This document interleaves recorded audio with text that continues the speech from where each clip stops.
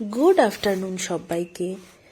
চিংড়ি মালাইকারি করার জন্য প্রথমে মাছগুলো ভালো করে বেছে ধুয়ে পরিষ্কার করে নুন হলুদ দিয়ে মেখে নিয়েছি। এরপর পেঁয়াজ, আদা, রসুন, শুকনো লঙ্কা, টমেটো ভালো করে ধুয়ে জল দিয়ে সেদ্ধ বসিয়ে দিলাম। পোস্ত শিলনোড়ায় বেটে নিলাম। এরপর কড়াই গরম হলে তাতে সর্ষের তেল দিয়ে আগে থেকে নুন হলুদ মাখানো মাছগুলো ভেজে তুলে নিলাম। সেদ্ধ করা মশলা মিক্সিতে পেস্ট করে নিলাম। তারপর আগে থেকে মাছ ভাজা তেলে গোটা গরম মশলা ফোড়নে দিয়ে তাতে মশলাটা ঢেলে দিয়ে কিছুক্ষণ কষিয়ে নিলাম। তারপর নুন, হলুদ, জিরে, ধনে গুঁড়ো দিয়ে ভালো করে আরেকটু কষিয়ে নিয়ে পোস্ত বাটা দিয়ে আরও কিছু সময় কষিয়ে নিলাম।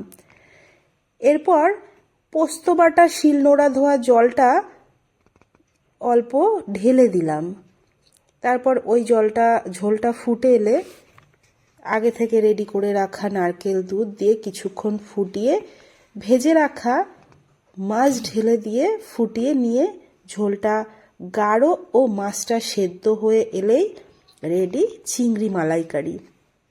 এবার খেয়ে দেখা যাক কেমন হয়েছে। দেখো মাছগুলো কিন্তু গোটা গোটাই আছে, একটাও ভাঙেনি।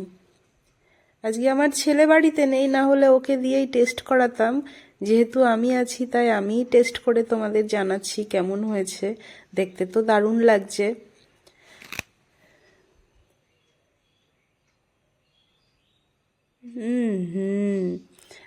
লোভ লাগছে, জাস্ট লোভ লাগছে। জাস্ট ওয়াও হয়েছিল রান্নাটা।